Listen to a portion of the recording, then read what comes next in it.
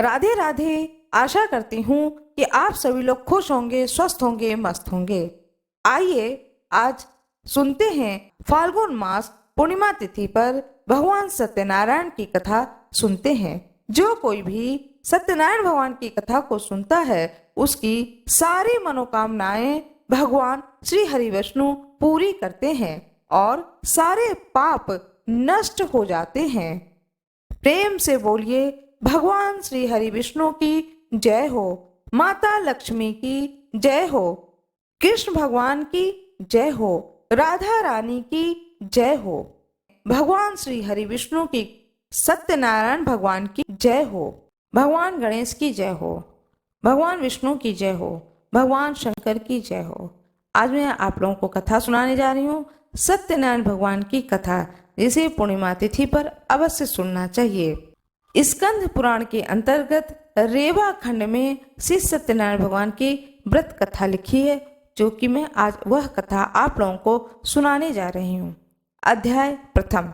एक समय की बात है, नैमिसारण तीर्थ में शौनक आदि 88,000 ऋषियों ने श्री सूत जी से पूछा कि हे प्रभु, इस कलयुग में वेद विद्या रहित मनुष्यों को प्रभु भक्ति किस प्रकार मिल सकती है तथा उनका उद्धार कैसे होगा। हे मुनिश्रेष्ठ, ऐसा कोई तप बताइए जिसे थोड़े समय में ही पुण्य मिले और मनवांछित फल भी मिल जाए। इस प्रकार की कथा सुनने की हम इच्छा रखते हैं। सर्वशास्त्रों के ज्ञाता सूत जी बोले, हे वैष्णवों में पूज्य, आप सभी ने प्राणियों के हित की बात पूछी है, इसलिए मैं एक ऐसे श्रेष्ठ व्रत को आप लोगों को बताऊंगा जिन्हें नारद जी ने लक्ष्मी नारायण जी से पूछा था और लक्ष्मीपति ने मुनि श्रेष्ठ नारद जी से कहा था। अब आप इसे ध्यान से सुनिए। एक समय की बात है, योगी राज नारद जी दूसरों के हित की इच्छा के लिए अनेक लोगों में घूमते हुए मृत्युलोक में आ पहुंचे। यहाँ उन्होंने अनेक योनियों में जन्मे प्रायः सभी मनुष्यों को अपने कर्मों द्वारा अनेक दुखों से दुखी और पीड़ित देखा। उनका दुख देख नारद जी सोचने लगे कि ऐसा यत्न किया जाए जिसके करने से निश्चित रूप से मानव के दुखों का अंत हो जाए। इस विचार पर मनन करते हुए वह विष्णु लोक में गए। वहां वह देवों के ईश नारायण की स्तुति करने लगे, जिनके हाथों में शंख, चक्र, गदा और पद्म थे, गले में वरमाला पहने हुए थे। स्तुति करते हुए नारद जी बोले, हे भगवान, आप अत्यंत शक्ति से संपन्न हैं। मन तथा वाणी भी आपको नहीं पा सकती है। आपका आदि, मध्य तथा अंत नहीं है। निर्गुण स्वरूप सृष्टि के कारण भक्तों के दुख को दूर करने वाले हैं। आपको मेरा नमस्कार है। नारद जी की स्तुति सुन विष्णु भगवान बोले, हे मुनिश्रेष्ठ, आपके मन में क्या बात है? आप किस काम के लिए पधारे हैं? उसे निसंकोच कहो। इस पर नारद मुनि बोले कि मृत्युलोक में अनेक योनियों में जन्मे मनुष्य अपने कर्मों के द्वारा अनेक दुखों से दुखी हो रहे हैं। हे नाथ, आप मुझ पर दया रखते हैं तो बताइए कि वो मनुष्य थोड़े प्रयास से ही अपने दुखों से कैसे छुटकारा पा सकते हैं। श्री हरि बोले, हे नारद, मनुष्यों की भलाई के लिए तुमने बहुत अच्छी बात पूछी है, जिसके करने से मनुष्य मोह से छूट जाता है। वह बात मैं कहता हूँ, उसे सुनो।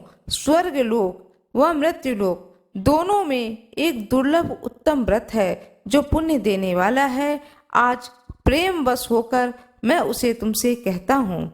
श्री सत्यनारायण भगवान का यह व्रत अच्छी तरह विधान पूर्वक करके मनुष्य तुरंत यहाँ सुख भोग कर मरने पर मोक्ष पाता है। श्री हरि के वचन सुन नारद जी बोले, उस व्रत का फल क्या है? उसका विधान क्या है? यह व्रत किसने किया था? इस व्रत को किस दिन करना चाहिए? सभी कुछ विस्तार से बताएं। नारद जी की बात सुनकर श्री हरि बोले, दुख व शोक को दूर करने वाला, सभी स्थानों पर विजय दिलाने वाला, मानव को भक्ति व श्रद्धा के साथ साथ शाम को श्री सत्यनारायण भगवान की पूजा धर्म परायण होकर ब्राह्मणों व बंधुओं के साथ करनी चाहिए। भक्ति भाव से ही नैवेद्य, केले का फल, घी, दूध और गेहूं का आटा सवाया लें। गेहूं के स्थान पर साठी के आटा, शक्कर तथा गुड़ लेकर भगवान का प्रसाद बनाकर भगवान को भोग लगाएं। ब्राह्मणों सहित बंधु बांधवों को भी भोजन कराएं। उसके बाद स्वयं भोजन करें। भजन कीर्तन के साथ भगवान की भक्ति में लीन हो जाएं। इस तरह से सत्यनारायण भगवान का यह व्रत करने पर मनुष्य की सारी इच्छाएं निश्चित रूप से पूरी हो जाती हैं। यह इस कली काल का, कलयुग में मृत्यु लोक में मोक्ष का यही एक सरल उपाय बताया गया है। श्री सत्यनारायण भगवान की जय हो। इति श्री सत्यनारायण व्रत कथा का प्रथम अध्याय। भगवान सत्यनारायण की जय हो। दूसरा अध्याय। सूत जी बोले, हे ऋषियों, जिसने पहले समय में इस व्रत को किया था उसका इतिहास कहता हूँ, ध्यान से सुनो। सुंदर काशीपुरी नगरी में एक अत्यंत निर्धन ब्राह्मण रहता था। भूख प्यास से परेशान वह धरती पर घूमता रहता था। ब्राह्मणों से प्रेम करने वाले भगवान ने एक दिन ब्राह्मण का वेश धारण कर उसके पास जाकर पूछा, हे विप्र, नित्य दुखी होकर तुम पृथ्वी पर क्यों घूमते हो? दीन ब्राह्मण बोला, मैं निर्धन ब्राह्मण हूँ, भिक्षा के लिए धरती पर घूमता हूँ। हे भगवान, यदि आप इसका कोई उपाय जानते हो तो बताएं। वृद्ध ब्राह्मण कहते हैं कि सत्यनारायण भगवान मनोवांछित फल देने वाले हैं, इसलिए तुम उनका पूजन करो। इसी से मनुष्य सभी दुखों से मुक्त हो जाता है। वृद्ध ब्राह्मण बनकर आए सत्यनारायण भगवान उस निर्धन ब्राह्मण को व्रत का सारा विधान बताकर अंतर्ध्यान हो गए। ब्राह्मण मन ही मन सोचने लगा कि जिस व्रत को वृद्ध ब्राह्मण करने को कहा, मैं उसे जरूर करूंगा। यह निश्चय करने के बाद उसे रात में नींद नहीं आई। वह सवेरे उठकर सत्यनारायण भगवान के लिए व्रत का निश्चय किया। निश्चय करके भिक्षा के लिए चला गया। उस दिन निर्धन ब्राह्मण को भिक्षा में बहुत धन मिला, जिससे उसने बंधु बांधवों के साथ मिलकर श्री सत्यनारायण भगवान का व्रत संपन्न किया। सत्यनारायण भगवान का व्रत संपन्न करने के बाद वह निर्धन ब्राह्मण सभी दुखों से छूट गया, अनेक प्रकार की संपत्तियों से युक्त हो गया। उसी समय से वह ब्राह्मण हर माह इस व्रत को करने लगा। इस तरह से सत्यनारायण भगवान के व्रत को जो मनुष्य करेगा वह सभी प्रकार के पापों से छूटकर मोक्ष को प्राप्त होगा। जो मनुष्य इस व्रत को करेगा वह सभी दुखों से मुक्त हो जाएगा। सूत जी बोले, इस तरह से नारद जी ने नारायण जी से कहा हुआ सत्यनारायण व्रत को मैंने तुमसे कहा है। हे विप्र, मैं अब और क्या कहूँ? ऋषि बोले, हे मुनिवर, संसार में उस विप्र से सुनकर और किसने इस व्रत को किया, हम सब इस बात को सुनना चाहते हैं। इसके लिए हमारे मन में श्रद्धा का भाव है। सूत जी बोले, हे मुनियों, जिसने इस व्रत को किया है वह सब सुने। एक समय वही विप्र धन व ऐश्वर्य के अनुसार अपने बंधु बांधवों के साथ इस व्रत को करने को तैयार हुआ था। उसी समय एक लकड़ी बेचने वाला बूढ़ा आदमी आया और लकड़ियां बाहर रखकर अंदर ब्राह्मण के घर में गया। प्यास से दुखित होकर वह लकड़हारा व्रत को करते देख विप्र को नमस्कार कर पूछने लगा कि आप यह क्या कर रहे हैं और इसे करने से क्या फल मिलेगा, कृपया मुझे भी बताएं। ब्राह्मण ने कहा कि सब मनोकामनाओं को पूर्ण करने वाला यह सत्यनारायण भगवान का व्रत है। इनकी कृपा से ही मेरे घर में धन धान्य की वृद्धि हुई है। विप्र से सत्यनारायण व्रत के बारे में जानकर लकड़हारा बहुत प्रसन्न हुआ। चरणामृत लेकर वह प्रसाद खाने के बाद वह अपने घर को गया। लकड़हारे ने अपने मन में संकल्प किया कि आज लकड़ी बेचने से जो धन मिलेगा उसी से सत्यनारायण भगवान का पूजा करूंगा, व्रत करूंगा। मन में इस विचार को लेकर के वह आदमी सिर पर लकड़ियां रखकर नगर में बेचने गया। जहां धनी लोग ज्यादा रहते थे उस नगर में उसने अपनी लकड़ियों का दाम पहले से 4 गुना अधिक मिला। वह बूढ़ा लकड़हारा प्रसन्नता के साथ दाम लेकर केले, शक्कर, घी, दूध, दही, गेहूं का आटा लेकर सत्यनारायण भगवान के व्रत की अन्य सामग्रियां लेकर अपने घर गया। वहां उसने अपने बंधु बांधवों को बुलाकर विधि विधान से सत्यनारायण भगवान की पूजन किया, व्रत किया और कथा को सुना। इस व्रत के प्रभाव से वह बूढ़ा लकड़हारा धन पुत्र आदि से युक्त होकर संसार के समस्त सुख को भोगकर अंतकाल में बैकुंठ धाम चला गया। इति श्री सत्यनारायण व्रत कथा का द्वितीय अध्याय संपूर्ण। श्री सत्यनारायण भगवान की जय हो। तीसरा अध्याय।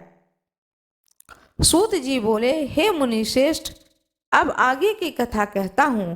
पहले समय में उल्का मुख नाम का एक बुद्धिमान राजा था। वह सत्यवक्ता और जितेंद्रिय था। प्रतिदिन देव स्थानों पर जाता और निर्धनों को धन देकर उनके कष्ट दूर करता था। उसकी पत्नी कमल के समान मुख वाली तथा सती साध्वी थी। भद्रशिला नदी के तट पर उन दोनों ने श्री सत्यनारायण भगवान का व्रत किया। उसी समय साधु नाम का एक वैश्य आया। उसके पास व्यापार करने के लिए बहुत सा धन भी था। राजा को व्रत करके देखकर वह विनय के साथ पूछने लगा, हे राजन, भक्ति भाव से पूर्ण होकर आप यह क्या कर रहे हैं? मैं सुनने की इच्छा रखता हूँ, तो आप मुझे बताएं। राजा बोला, हे साधु, अपने बंधु बांधवों के साथ पुत्र आदि की प्राप्ति के लिए महाशक्तिमान श्री सत्यनारायण भगवान का व्रत व पूजन कर रहा हूँ। राजा के वचन को सुनकर साधु आदर से बोला, हे राजन, मुझे इस व्रत का सारा विधान कहिए। आपके कथन अनुसार मैं भी इस व्रत को करूँगा। मेरी भी संतान नहीं है। इस व्रत को करने से निश्चित रूप से मुझे संतान की प्राप्ति होगी। राजा से व्रत का सारा विधान सुनकर व्यापार से निवृत्त हो वह अपने घर गया। साधु वैश्य ने अपनी पत्नी को संतान देने वाले इस व्रत का वर्णन सुनाया और कहा कि जब मेरी संतान होगी तो मैं इस व्रत को करूंगा। साधु ने इस तरह के वचन अपनी पत्नी लीलावती से कहे। एक दिन लीलावती पति के साथ आनंदित हो सांसारिक धर्म में प्रवृत्त हो सत्यनारायण भगवान की कृपा से गर्भवती हो गई। 10वें महीने में उसके गर्भ से एक सुंदर कन्या ने जन्म दिया। वह दिनों दिन बढ़ने लगी, जैसे कि शुक्ल पक्ष का चंद्रमा बढ़ता है। माता पिता ने अपनी कन्या का नाम कलावती रखा। एक दिन लीलावती ने मीठे शब्दों में अपने पति को याद दिलाया कि आपने सत्यनारायण भगवान के जिस व्रत को करने का संकल्प किया था उसे करने का समय आ गया। आप इस व्रत को करिए। साधु बोला कि हे प्रिय, इस व्रत को मैं उसके विवाह पर करूंगा। इस प्रकार अपनी पत्नी को आश्वासन देकर वह नगर को चला गया। कलावती पिता के घर में दिन प्रतिदिन बड़ी हो रही थी। साधु ने एक बार नगर में अपनी कन्या को सखियों के साथ देखा तो तुरंत ही दूत को बुलाया और कहा कि मेरी कन्या के योग्य वर देखकर आओ। साधु की बात सुनकर दूत कंचन नगर में पहुंचा और वहां देखभाल कर लड़की के सुयोग्य वाणिक पुत्र को ले आया। सुयोग्य लड़के को देखकर साधु ने बंधु बांधवों को बुलाकर अपनी पुत्री का विवाह कर दिया। लेकिन दुर्भाग्य की बात यह है कि साधु ने अभी भी श्री सत्यनारायण भगवान का व्रत कर नहीं किया। इस पर श्री सत्यनारायण भगवान क्रोधित हो गए और श्राप दिया कि साधु को अत्यधिक दुख मिले। अपने कार्य में कुशल साधु बनिया जमाई को लेकर समुद्र के पास स्थित होकर रत्नासारपुर में नगर में गया। वहां जाकर दामाद ससुर दोनों मिलकर चंद्रकेतु राजा के नगर में व्यापार करने लगे। एक दिन भगवान सत्यनारायण की माया से एक चोर राजा का धन चुराकर भाग रहा था।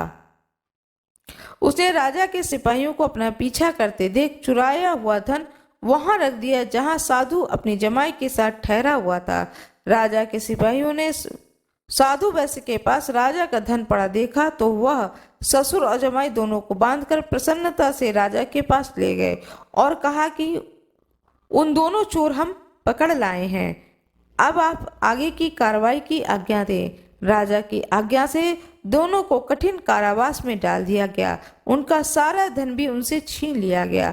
सत्यनारायण भगवान के श्राप से साधु की पत्नी भी बहुत दुखी हुई। घर में जो धन रखा था उसे चोर चुरा ले गए। शारीरिक तथा मानसिक पीड़ा व भूख प्यास से अति दुखी हो अन्न की चिंता से कलावती एक दिन एक ब्राह्मण के घर गई।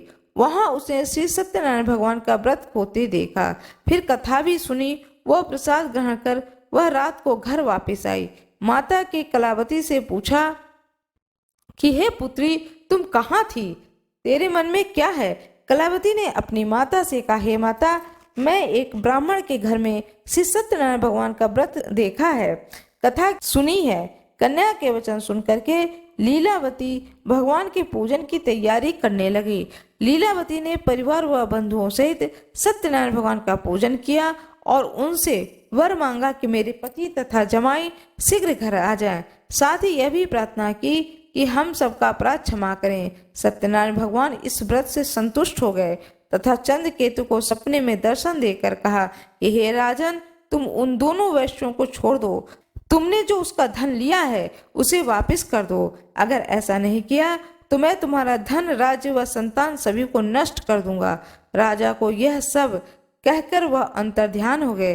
प्रातःकाल सभा में राजा ने अपना सपना सुनाया कि बोला कि वाणिक पुत्रों को कैद से मुक्त कर सभा में लाओ। दोनों ने आते ही राजा को प्रणाम किया।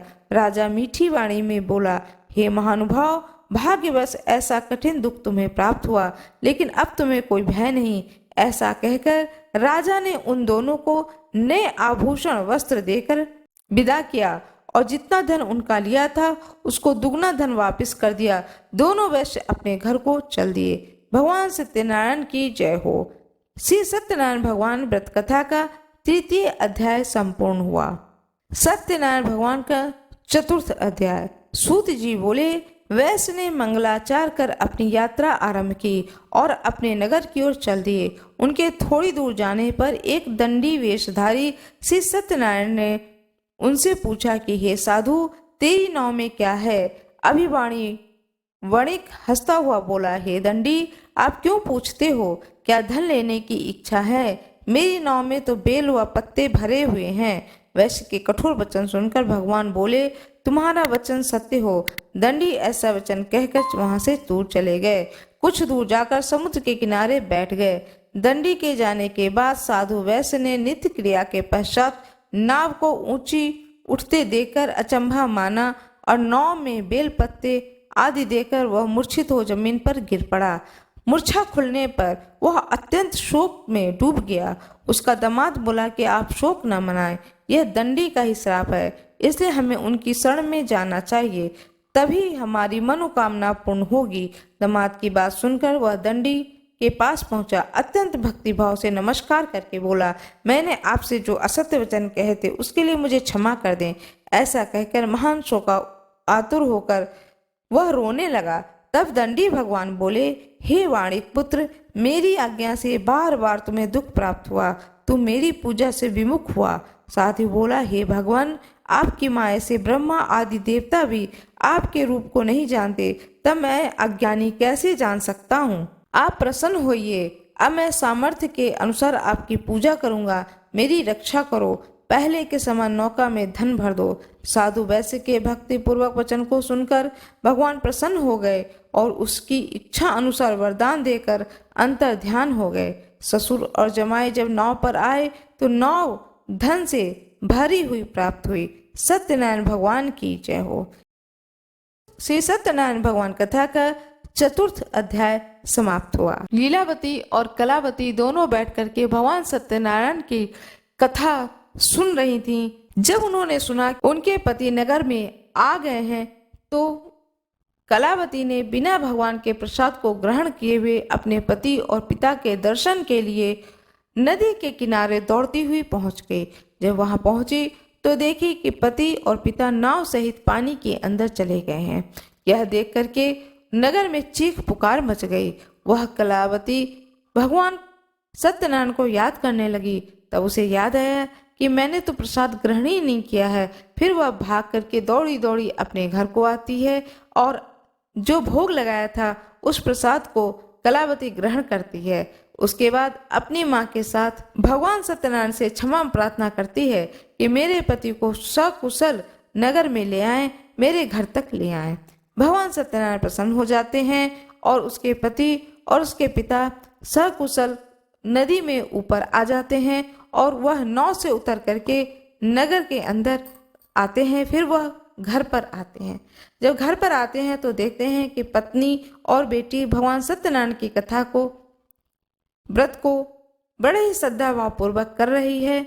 इस चीज को देख करके वह साधु वैसे बड़ा ही प्रसन्न होता है और वह भी सत्यनारायण भगवान की को मन ही मन नमस्कार करता है और कहता है कि मैं अपने पूरे परिवार सहित, बंधु बांधवों सहित आपका पूर्णिमा तिथि पर कथा अवश्य सुनूंगा। फिर जब पूर्णिमा तिथि आती है तब वह वैश्य, साधु वैश्य अपने परिवार सहित कथा को, भगवान सत्यनारायण की कथा को श्रवण करता है, ब्राह्मणों को भोजन कराता है और स्वयं ही श्रद्धा पूर्वक ब्राह्मणों को भोजन कराने के बाद में स्वयं श्रद्धा पूर्वक भोजन को ग्रहण करता है।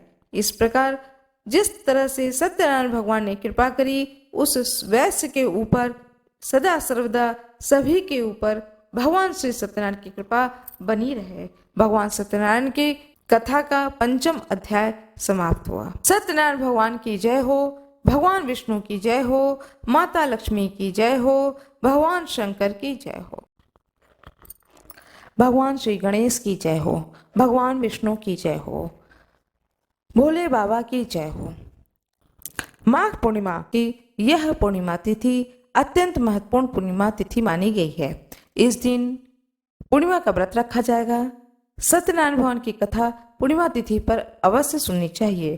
कहा जाता है कि पूर्णिमा तिथि पर जो कोई पूर्णिमा का व्रत करता है, पूर्णिमा का कथा सुनता है, साथ में भगवान सत्यनारायण भगवान की कथा को सुनता है, वह अश्वमेघ यज्ञ के बराबर पुण्य की फल की प्राप्ति को करता है। सत्यनारायण भगवान हरि विष्णु की प्रतिमा को रख करके सत्यनारायण भगवान की कथा को सुनना चाहिए अथवा पढ़ना चाहिए। एक चौकी पर पीले वस्त्र को बिछा करके भगवान विष्णु की प्रतिमा को रख करके उन्हें फूल और माला पहना करके दीपक जलाएं। दीपक जलाने के बाद में भोग में पंजीरी और चन्नाव्रत अवश्य रखें। फल और मिष्ठान का भी भोग लगाना चाहिए।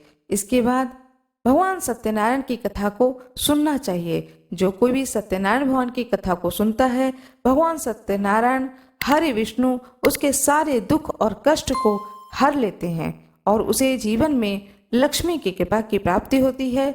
उसके घर में धन्य धान्य भर जाते हैं। सत्यनारायण भगवान की कथा को सुनने के बाद में आरती करें। आरती करने के बाद में ब्राह्मण के लिए दान स्वरूप सीधा अवश्य निकालें।